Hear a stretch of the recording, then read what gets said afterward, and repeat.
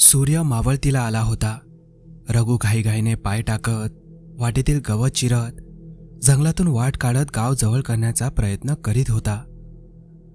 जसजसा अंधार पळू लागला जंगल आणखीनच दाट होऊ लागलं होतं आणि गाव अजून लांब वाटू लागलं होतं. अधेमध्येच घुबडांचा आवाज आणि रातकिड्यांची किरकिर त्या जंगलाला आणखी भयान होण्यास जोर देत होती. रघु भीतीने आता घामाजोकळ झाला होता.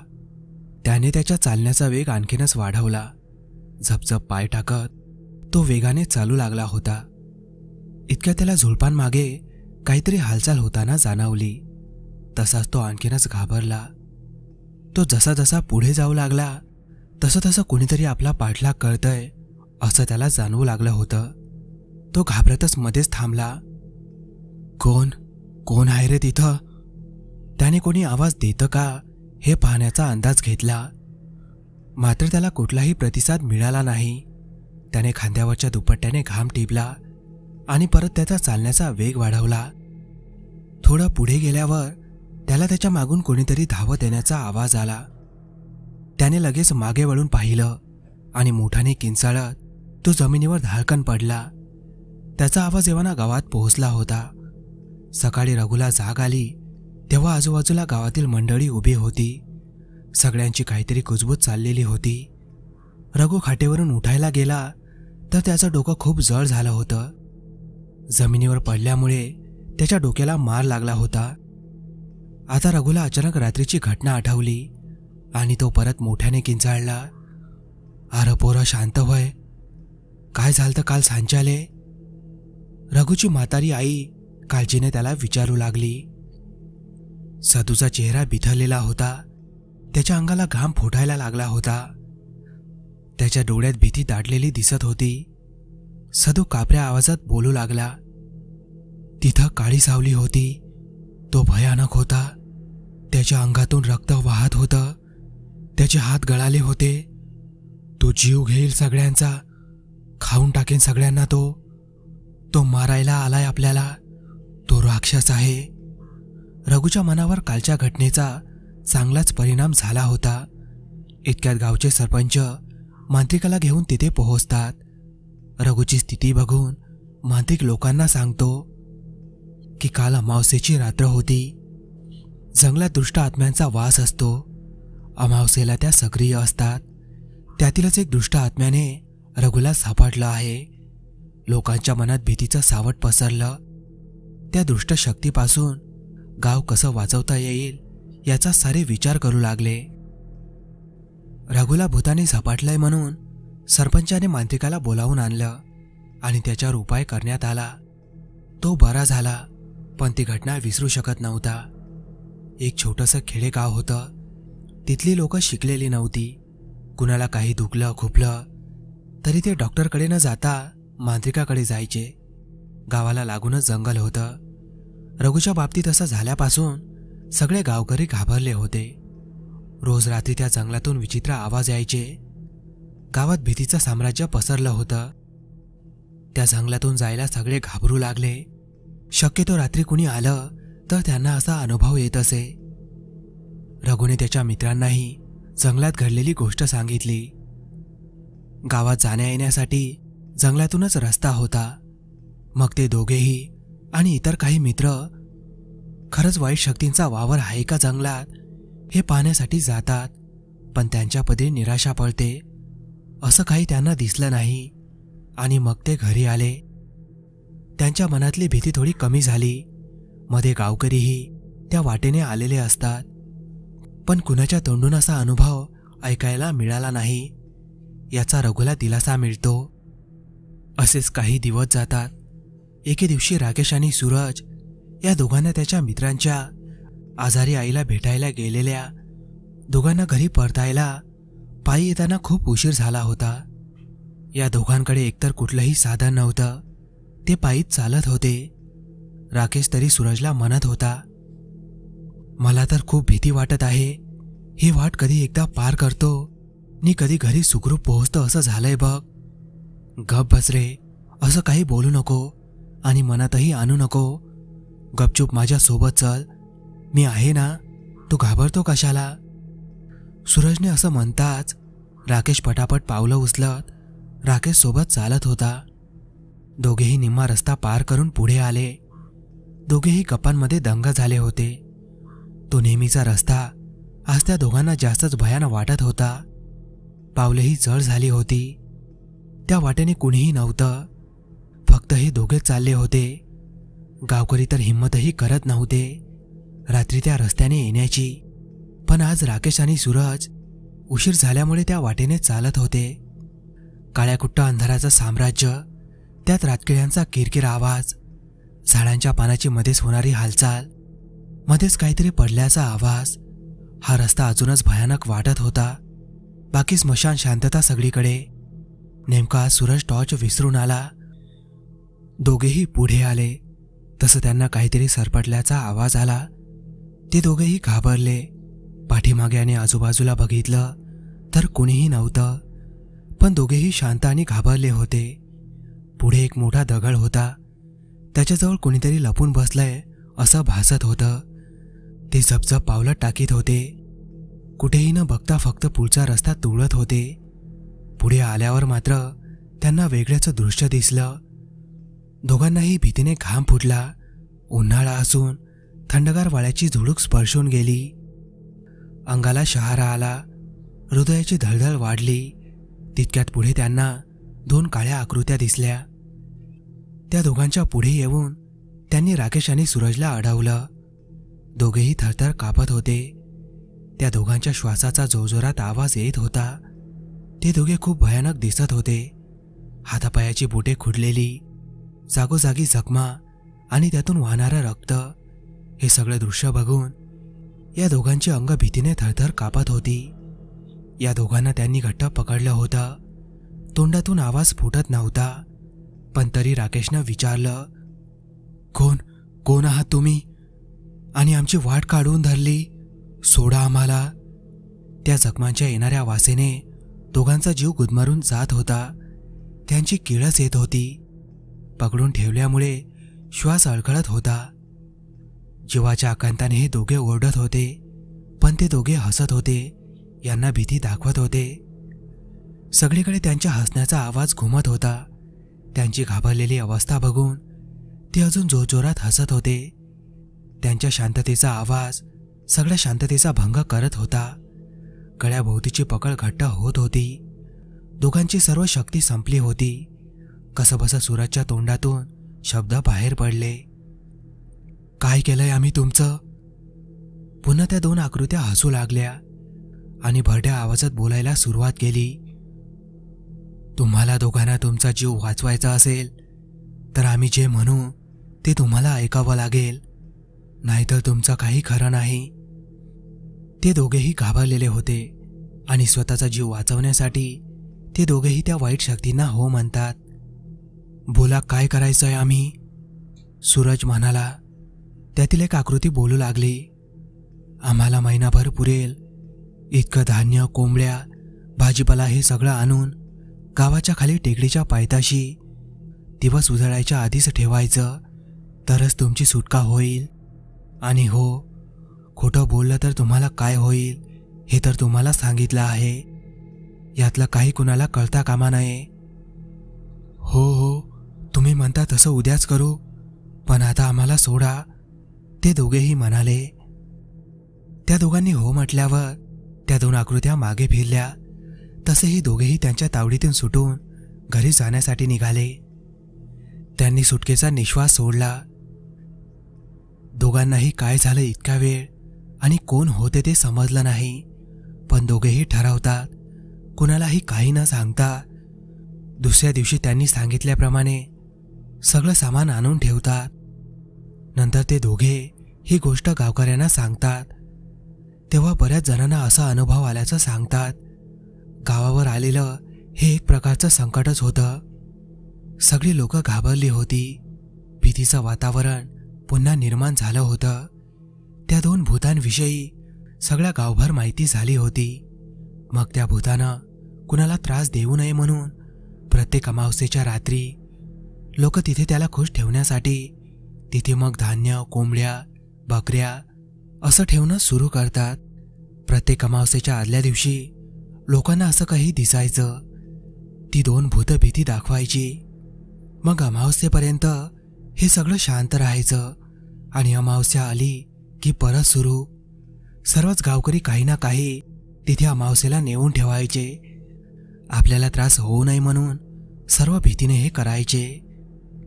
गावात पुढे असं काही झालं की सर्वांना चित्रविचित्र आवाज, कुणीतरी ओरडणे असे अनुभव गावकऱ्यांना यायला लागले. एकतर गावात त्या भूतांची आधीच इतकी भीती बसली की रात्रीच्या वेळेला कुणी बाहेरही पडत नसत. सगळे लवकर जेवण करून झोपून जायचे. आजूबाजूला गप्पा मारणारे लोकही आता जास्त रात्रीच्या बाहेर फिरकत नसत. सगळे ज्याच्या त्याच्या घरी असायचे.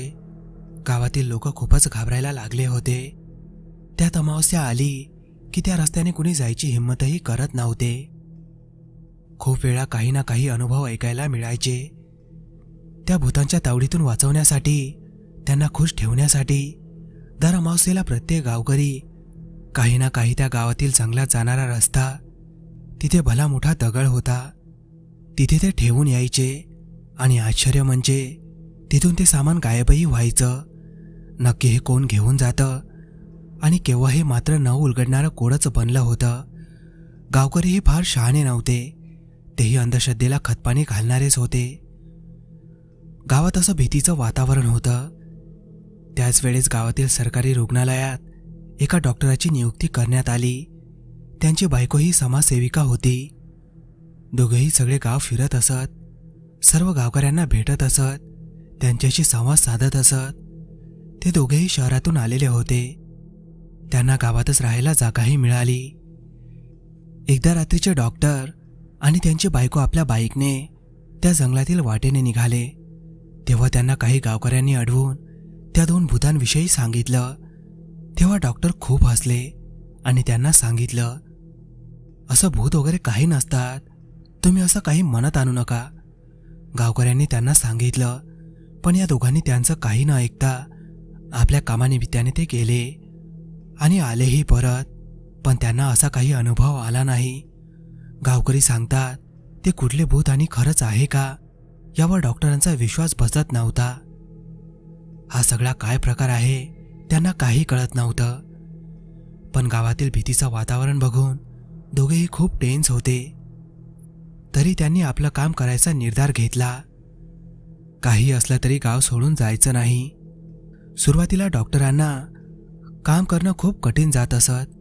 कारण तिथल्या लोकांचा डॉक्टरांपेक्षा मांत्रिकांवर जास्त विश्वास होता. लोक अंधश्रद्धेच्या आहारी गेले होते. कुणाचं काही दुखलं किंवा आजारी पडले तर डॉक्टरांकडे न जाता ते मांत्रिकाकडे जायचे. तेव्हा डॉक्टरांची बायको ही समाजसेविका असते. ती आपल्या डॉक्टर पतीला मदत करते. ते गावकऱ्यांना आरोग्याविषयी माहिती देतात, त्यांना समजावतात.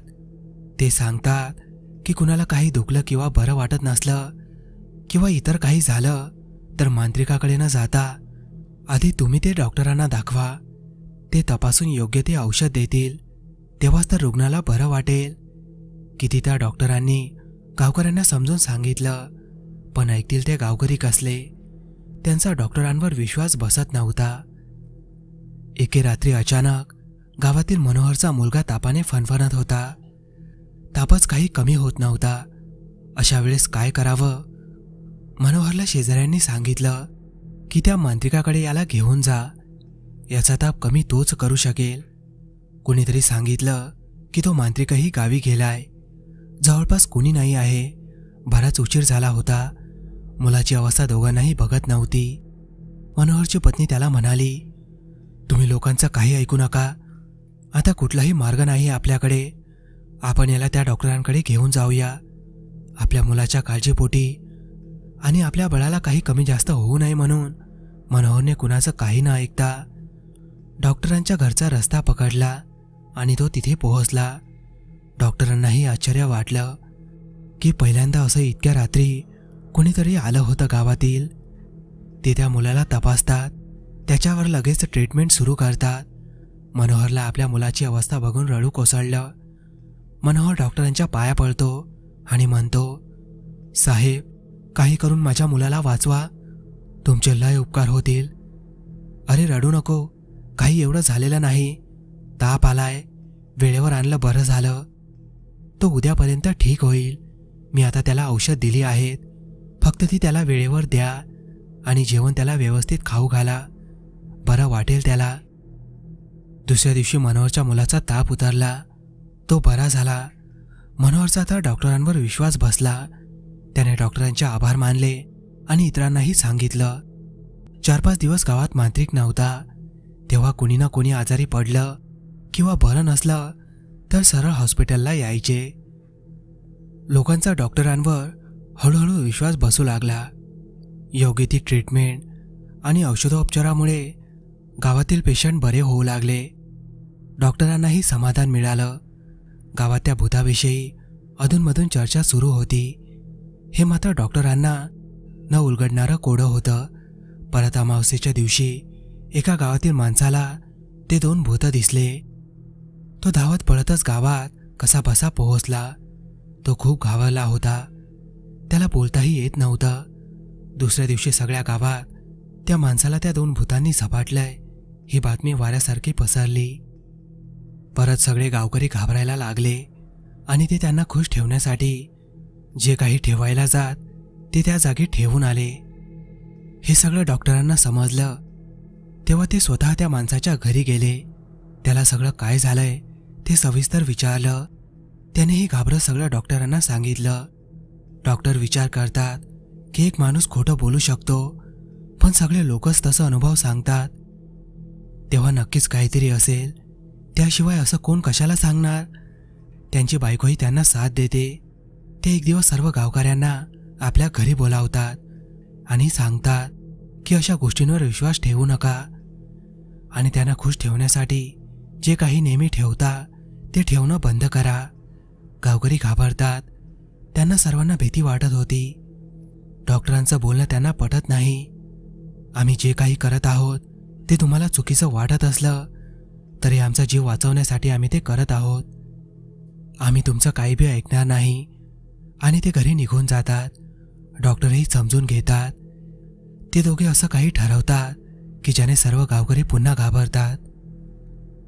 डॉक्टर पती पत्नी दोघेही खूप परेशान झाले होते. गावकरी तर सगळे घाबरून होते. डॉक्टरांनी ठरवलं होतं की सर्व लोकांना असे अनुभव येतात. सगळे तिकडे त्या रस्त्याने जायला घाबरतात. हा सगळा काय प्रकार आहे ते कळतच नव्हतं, पण त्यांनी याचा छडा लावायचं ठरवलं होतं किंवा हा सगळा प्रकार एकदा पोलिसांना सांगावा हेही त्यांना वाटलं.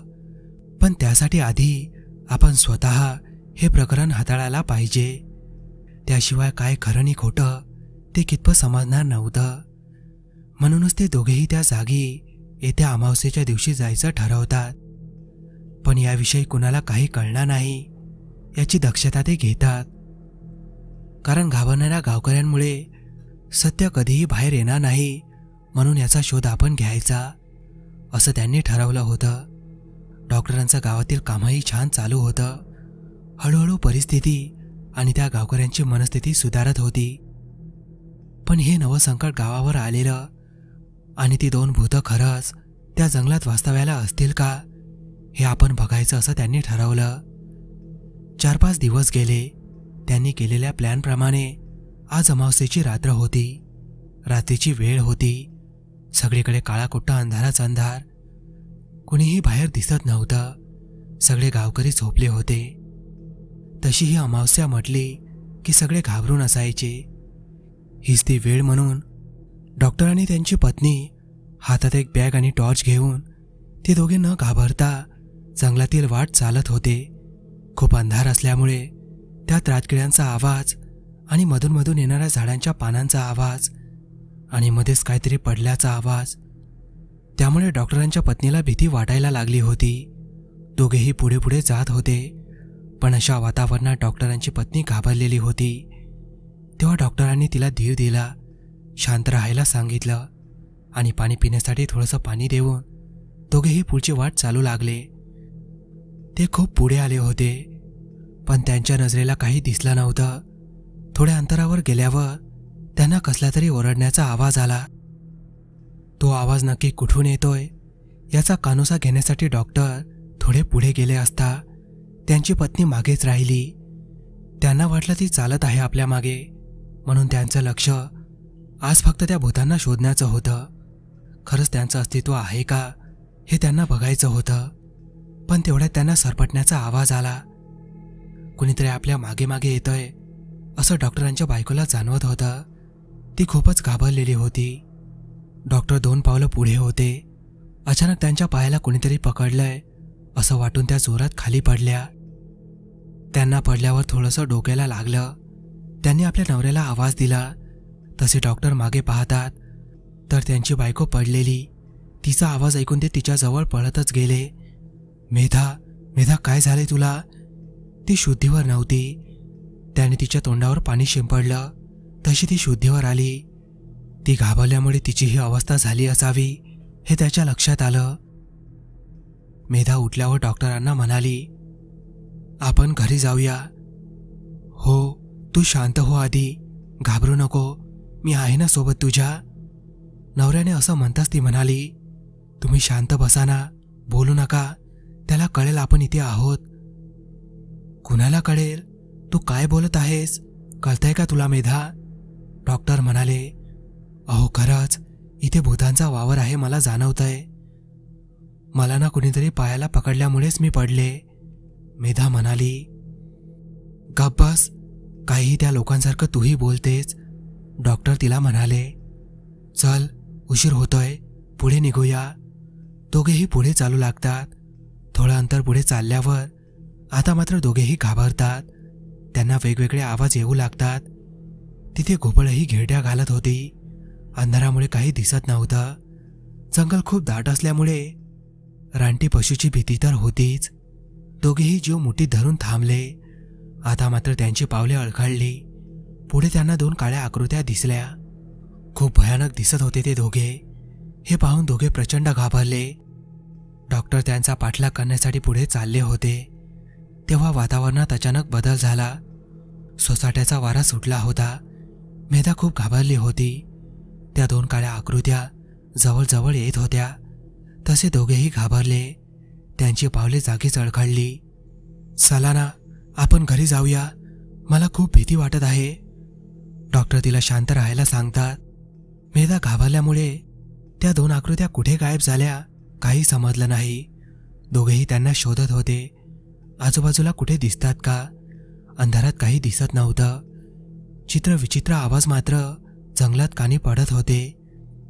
मेधा आज नकोच पुढे जायला म्हणत होती, पण डॉक्टरांनी तिला सांगितलं की मी सोबत आहे ना, तू घाबरू नको. गावकऱ्यांना या संकटातून सोडवण्याची आपल्या नवऱ्याची तळमळ तिला स्पष्ट दिसत होती. त्यामुळे नकार न देता ते पुढे त्याच्यासोबत चालत राहिली. बराच अंतर चालत आल्यावर त्यांना त्या जंगलात एक झोपडी दुरून दिसली. तसे ते दोघे त्या झोपडीच्या दिशेने हळूहळू पावले टाकत होती. झोपडीजवळ ते दोघे गेले असता त्यांना आजूबाजूला काही दिसत नव्हतं. झोपडीतून त्यांना 2 व्यक्तीच्या बोलण्याचा आवाज ऐकू येत होता. मेधाच्या मनात तर वेगळेच विचार यायला लागले. कदाचित ते 2 भूत तर नसतील ना. तेवढ्यात डॉक्टरांनी तिला खुणावलं, आपण आत जाऊया, तसंही मला खूप तहान लागली आहे, आपण पिण्यासाठी पाणी घेऊ यांच्याकडून. आतून बोलणाऱ्या व्यक्ती खूपच हळू आवाजात बोलत होत्या. डॉक्टर आणि मेधा दार वाजवतात. आत कुणी आहे का? पाणी मिळेल का प्यायला? आतमधून येणारा आवाज शांत झाला. क्षणभर काय चाललंय काही समजलं नाही.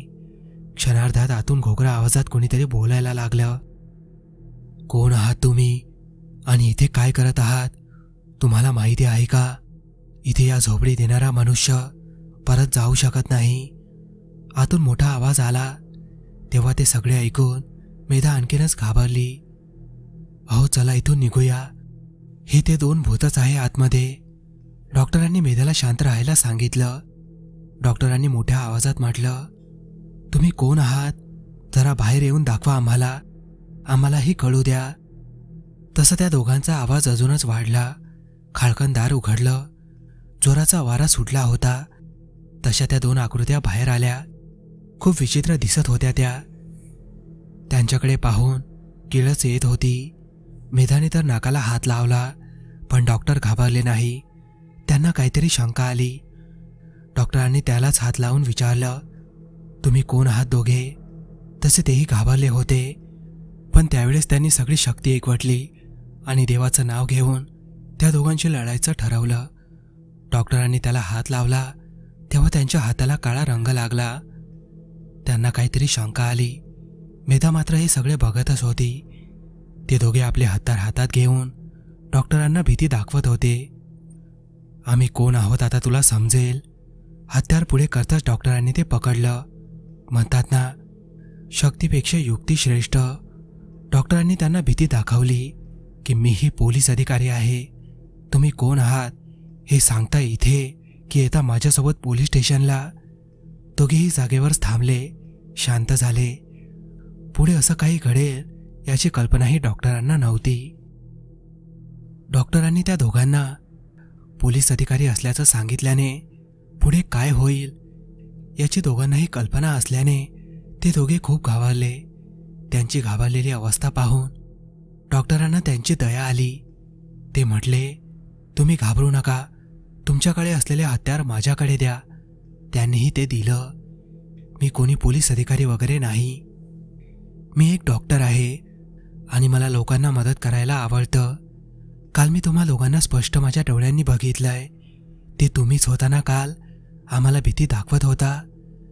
तसे ते दोघे एकमेकांकडे बघू लागले. त्या दोघांनाही कळून चुकलं की आता खोटं बोलून काहीच फायदा नाही. कधी ना कधी सत्य बाहेर येणारच होतं. त्यामुळे ते दोघं खरं सांगायचं ठरवतात. त्यांना डॉक्टरांवर त्यांच्या बोलण्यामुळे थोडा विश्वास बसला होता. ते दोघे डॉक्टरांपासून दूर अंतरावर उभे राहतात आणि त्यांनाही दूर राहायला सांगतात. डॉक्टरांना हे असं का म्हणत आहे हे काही कळत नव्हतं. त्यांच्या पत्नीलाही दूर थांबायला सांगतात. मग डॉक्टरांनी विचारलं, तुम्ही दोघे इथे समोर या आणि काय खरं आहे ते सांगा. आता ते दोघे बोलू लागतात. साहेब, आम्हाला दोघांनाही कुष्ठरोग झाला आहे. आम्ही बाजूच्याच गावात राहतो. आम्हाला कुणी भाकर, जेवण, पाणी तर सोडा तिथे जवळही गावात कुठे फिरकू देत नाहीत. आम्हाला तिथे जेवणही मिळेनाच झालं होतं. आम्हाला या रोगामुळे गावकऱ्यांनी वाडीत टाकलं होतं. आमचं घर असून आम्हाला गावात दूर जागा दिली होती. खूप काही बोलायचे. त्यामुळे आम्ही एके दिवशी ते गाव सोडून या गावात आलो. तेव्हा आम्ही जेवण मागायला गावात गेलो. आम्हाला बघून सगळी लोक घाबरायला लागली. म्हणून आम्ही इकडे जंगलात राहायला आलो. एक दोनदा तर आम्ही गावातील लोकांना भाकर मागितली तर ते आम्हाला भूत समजून घाबरून बेशुद्ध झाले. तेव्हा आमच्या डोक्यात एक युक्ती आली की येणाऱ्या जाणाऱ्या लोकांना जंगलात अडवून त्यांच्याकडून धान्य, भाकर वगैरे मागवायची. पण हे लोकांना भीती दाखवून किंवा वेगवेगळे आवाज काढून मागायचो. याने लोकांना आम्ही भूत असल्याचा संशय यायला लागला. तेही द्यायला लागले. आम्हाला सगळं मिळत होतं. गावाच्या खाली एक पायथा आहे. तिथे जागा ठरली होती. तिथे सगळं ठेवलं जायचं अमावस्येच्या रात्री आणि आम्ही दुसऱ्या दिवशी उजेडायच्या आत ते सगळं घेऊन यायचो. यावरच आमची गुजराण चालायची. गावकरी भूत समजून आम्हाला सगळं काही तिथे आणून ठेवून द्यायचे. हे सगळं ऐकून डॉक्टर तर थक्कच झाले. तुम्ही दोघांनी जे केलंय तो मार्ग चुकीचा आहे. डॉक्टर साहेब, आमची मजबुरी होती. आम्ही तरी काय करणार होतो. तुम्ही आम्हाला समजून घ्या. ते दोघे त्यांची चूक कबूल करतात. केवळ पोटाची खळगी भरण्यासाठी आणि लोकांनी त्यांना समजून न घेतल्यामुळे त्यांच्यावर ही वेळ आली. डॉक्टरही समजून घेतात. डॉक्टर त्या दोघांना गावात त्यांच्यामुळे काय परिस्थिती निर्माण झाली, भीतीचं वातावरण पसरलं, ते सगळं त्यांना सांगतात. मग ते सर्व गावकऱ्यांची माफी मागतात आणि डॉक्टर सर्व लोकांना काय खरं आहे ते सांगतात. त्या दिवशीपासून भीतीचं वातावरण नाहीसं झालं. मित्रांनो, ही गावाकडील भयकथा तुम्हाला कशी वाटली ते कमेंटमध्ये सांगायला विसरू नका. भेटूया लवकरच अशाच एका थरारक भयकथेसोबत.